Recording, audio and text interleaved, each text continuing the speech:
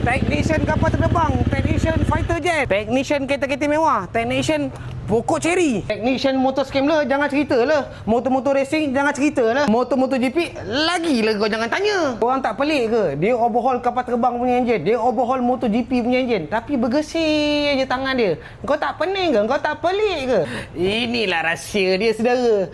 Tangan mekanik sentiasa bersih. Kalau tak nak pakai air pun boleh. Tapi malang dia, benda ni kita tak sempat-sempat nak letak dalam beg kuning, kau tahu. Sampai 50 botol habis, sampai 100 botol. Tinggal sikit, macam mana kita nak letak dalam beg kuning? Meka Work Heavy Duty Hand Cleaner. Ini paling sesuai untuk korang ni yang mana mat bunga.